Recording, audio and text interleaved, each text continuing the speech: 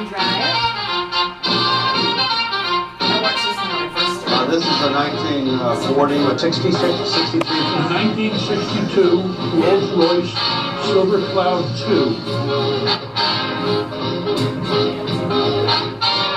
And what's amazing about this event is, again, we don't have any experience. Today we're here, Downtown Drive, Downtown Drive. Downtown Drive, Miami Park, Boca Raton, Florida. When I heard that they were having a car show, even on Father's Day, I said, I've got to come. Sorry, I can't hear myself think. But the point is that, again, we've done so many different events, and I've always been very specific. If any event is being done by the GAD Group, it's not being done in conjunction with anybody else because we control the message. I have tons of people throughout the years that have said, send out my event email to your thing. No, because we control it. You know, at least I know what I can control in terms of reputation. We're all about reputation and integrity. So the reason that you see the events that we do and they're so well received is because we literally have people in this town from here to Miami that have been coming to our parties for 10 years. That's not something that anybody can ever take away from us. You cannot, you know, it's like there's other companies that pretend and try, and you know what, we've got history in this town.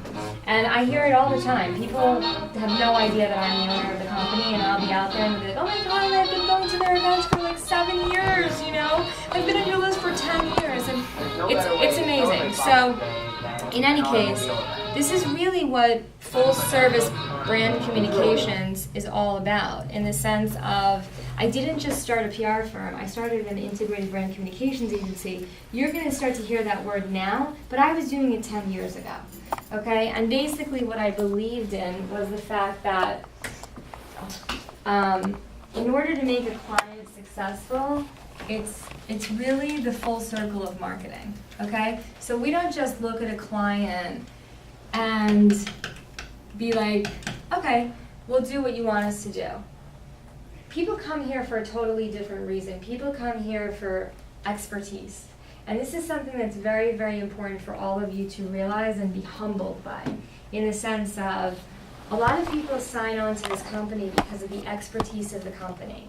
Now, if you're new with the company, you have to recognize that you're representing a company that has expertise. If you're not tapping into the expertise of the company, is the client getting the services that they're paying for? Humble yourself in understanding that statement. And that's something that I try and encourage a lot, in the sense of, learn from the expertise of this company, understand that you're a representative of the expertise of this company. I guarantee you there is not one person in this town that knows restaurant marketing better than me. There is not one agency in this town that has ever succeeded in keeping as many restaurants alive as I have. And I have the ability to say that because I've probably put in thousands of hours, and not only have I put in the hours, but I've proven myself time and time again to be successful. So as much as, you know, when it comes to restaurant marketing, you are appointed, you know, or you may be working on a restaurant account, as much as I want to empower you to be able to do that job, the client has to get the services that they came for. And you need to learn from the expertise of the agency. And I'm never at a loss of ideas in terms of being able to show you a method and then customize that method for the client.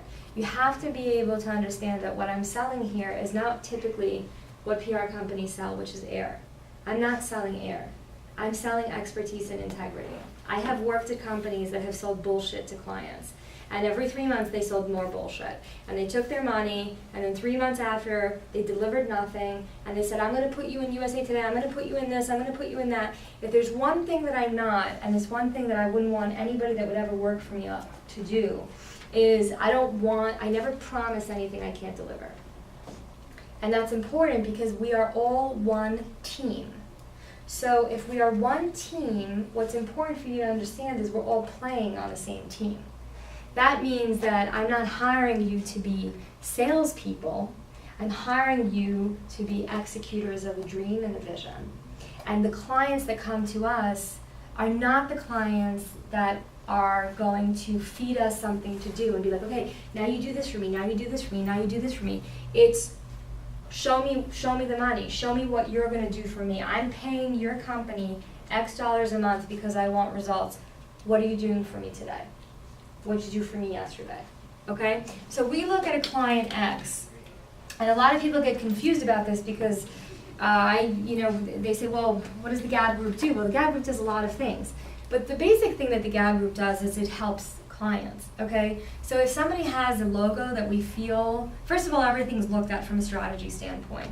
Again, I'll just use the restaurant as an example. They want to be the hottest restaurant in town. Does their name speak true to that goal and objective? Does their logo speak true to that? So first we evaluate. It's not that everybody who comes here, we say, oh, you know what, your logo sucks, we're going to redo it for you.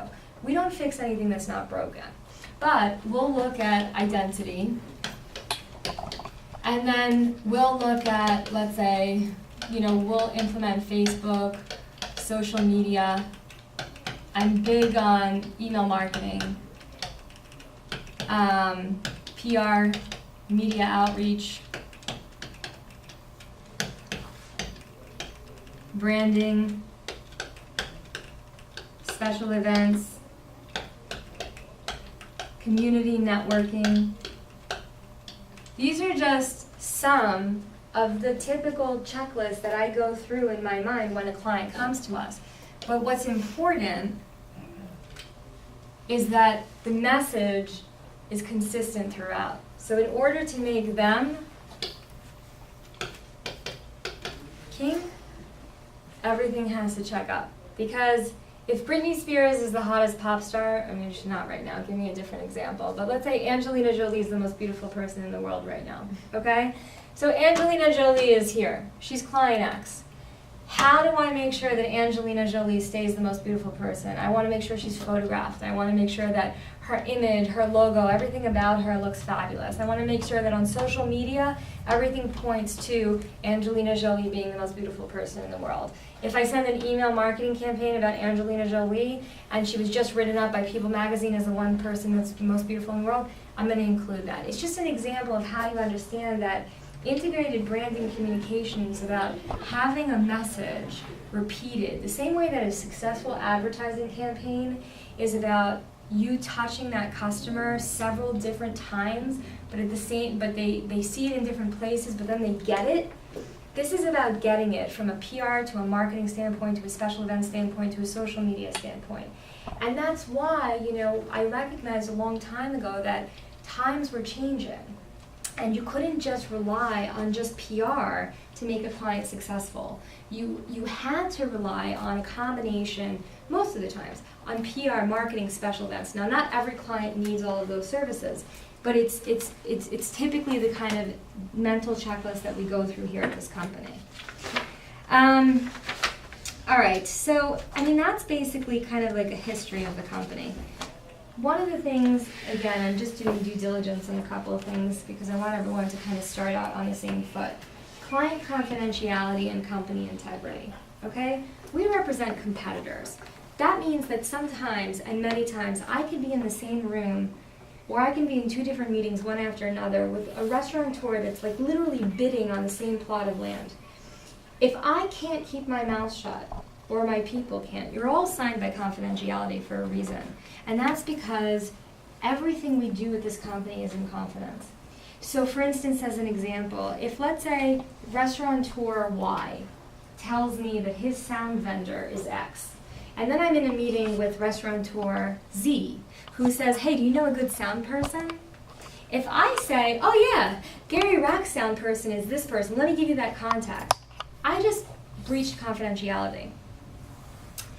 If I give a list of like 10 different vendors, and first of all, we wouldn't give our vendors anyway, they have no idea who the person is. Okay, so it's just something important to understand. It also gets tricky when you work on so many clients at the same time that you have to remember never to copycat yourself.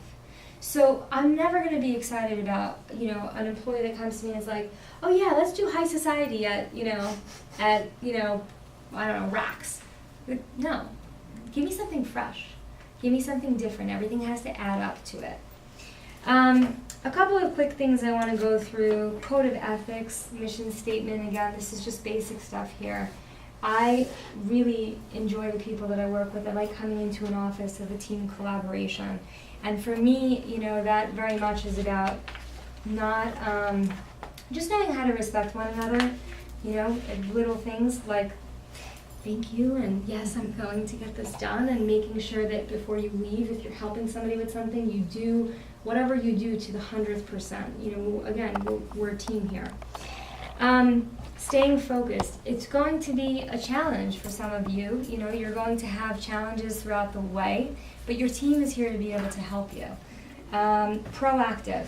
I am a huge believer in proactiveness, okay?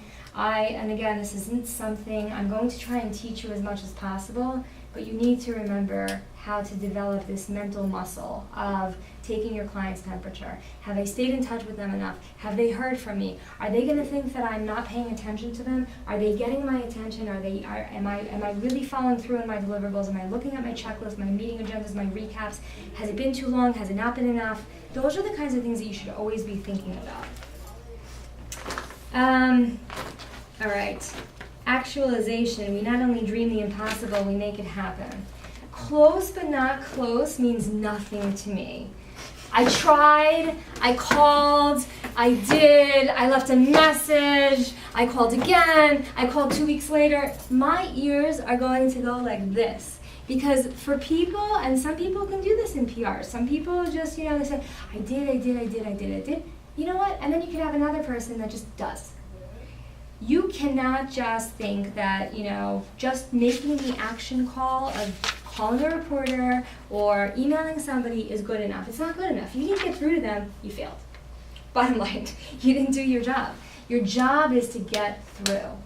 Make it happen. You have to learn these nuances. And this is not just about PR, it's about every type of meeting communication. You know, this is what I expect at this company because what I do is exactly what I do for my own clients. Hamid is a CEO. I'm going to put him in an interview opportunity. He's a busy CEO. He's got 700,000 things going on in his life. But he hires me to make sure that he's where he needs to be, he's wearing what he's supposed to, he's saying what he's supposed to, he knows as much information as possible. And I can't let him forget. That's my job. Okay, hence agendas and recaps, all right? I produce agendas and recaps for a reason. And this is something that, again, I want you to keep the end goal in mind. You cannot have a beautiful, organized report like this if you do not stay organized and follow protocol. And I really don't expect that much protocol. I swear to God, it may seem like it's, I don't know, it's so much work. It's not. All you have to do is just recognize that it's the same patterns repeating themselves. It's the same basic core things that I expect. You have to keep your files organized because we work as a team. There are reasons for the protocol. I have spent thousands of dollars and many years working on a system that right now has to be tweaked a little bit in terms of organization, but it's there for a reason. I promise you, everything that's there is there because of a mistake that somebody made along the way or that happened, and we did a reaction to it. A meeting and agenda, the reason that I have this in place is because the client says, I never said that. I never said that. I did not say that. And you said that you were going to do blah, blah, blah, blah, blah.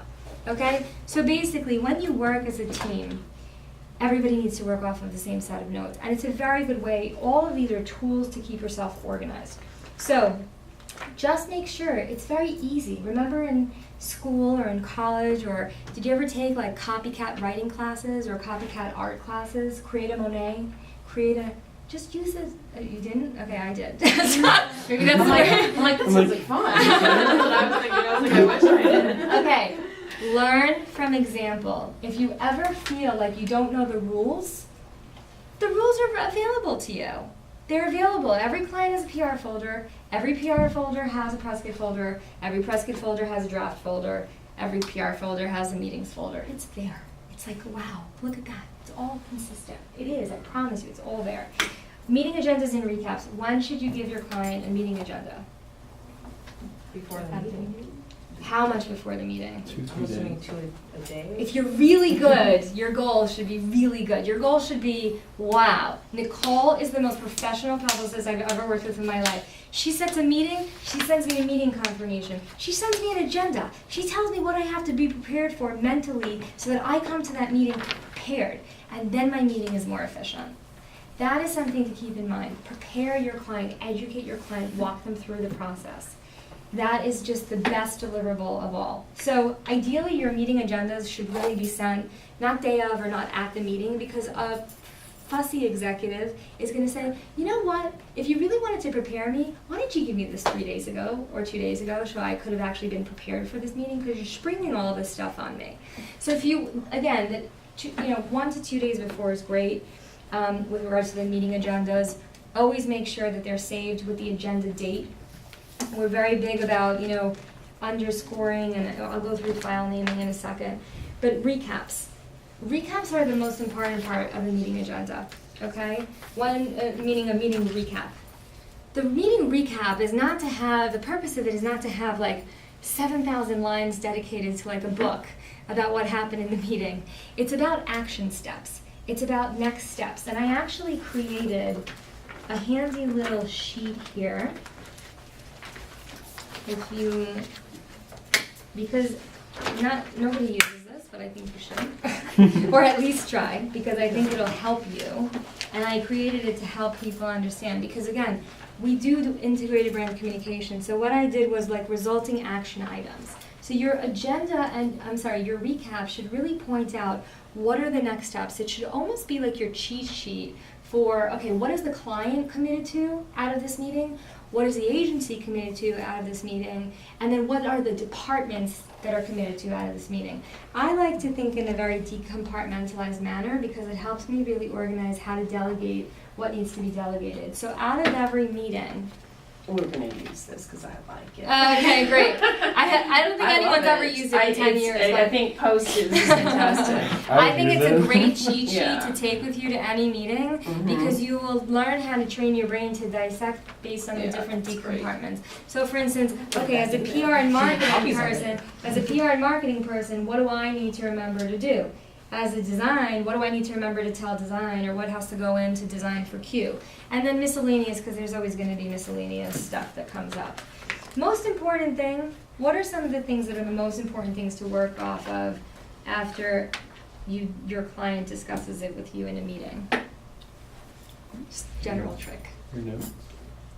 Say that again. I missed the question. I apologize. The most important thing to work on first when a client discusses something in a meeting. It's a trick question. I know. I'm like, This is While just a you're trick. sitting in the meeting. This is a trick for you now to do with any CEO, any executive, including myself. Repeat it back. Got it. I heard the question. I was like, what's the question? The first thing you should work on is the first thing the CEO asks you to do. Okay? That's the first thing to work on. Let's say there were 25 things.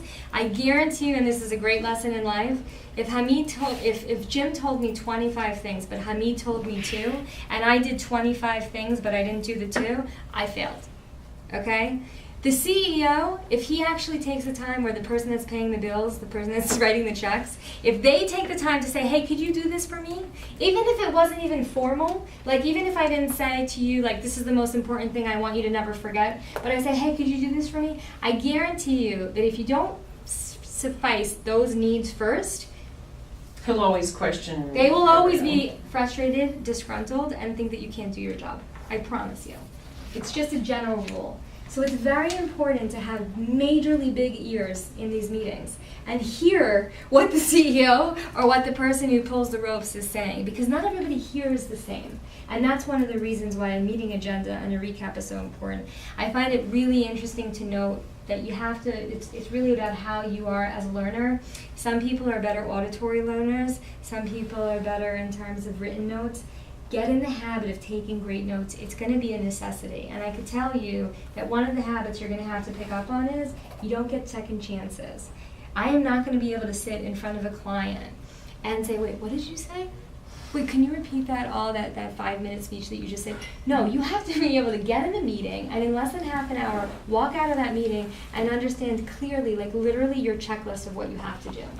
It's going to be a skill. It's a muscle that you can condition, I promise you. All right. The goal of this company is to make sure that every person who communicates out of this company communicates in the same professional manner with the same high standards, with no typos, and the ability to produce clients' names the right way, just as everyone else. You don't want to, everybody has a voice. We have a voice that we use when we speak. and we have a voice that comes across in email. You want to be very attentive, polite, and nice in email. When somebody says thanks, what does that mean to you? It's like, thanks for dissing me. Like, what? You need to, like, one of the things that I like to do for a client is I like to get them excited, because this is a very unknown territory to them. Hiring a company to service them, especially with PR or marketing, branding, whatever it is, they're scared. Okay, they think they've given their money to the black hole and it's never coming back. All right, they have given their money and that's it, and you guys are doing nothing. So until you produce tangible results, right? Like until you actually get them in the newspaper, and until you get 700 people to their location, and until you feed their ego, nothing is tangible to them except for that dear piece of word that we love, communication. And I don't know who I was talking to, but I gave an example. You know those services with the poor children in third world countries? Oh, you're talking to me. I was talking to you, right? And I was giving her an example that said the first 1 to 4 months of a PR client, it's really the first 1 to 3 months, is like, just picture your clients having blindfolds. I don't know what to do. I don't know what you're doing for me. I don't know. You're not doing anything. I'm calling. I don't know. I've given my money. I don't know where it's going. That is how you have to picture your client. How do you let them see the light? It's the same. She's laughing. It's the children in these third world countries. What do? They write letters. They say your money is going to this. They write daily reports. They say they take pictures and they show it to you. You need to make it tangible. That's why agendas and recaps and meetings and formalizing everything is very important. The other thing that I'm very big about is subject lines, okay? Subject lines. Why? Call to action. They are such a big deal because it helps them even to know.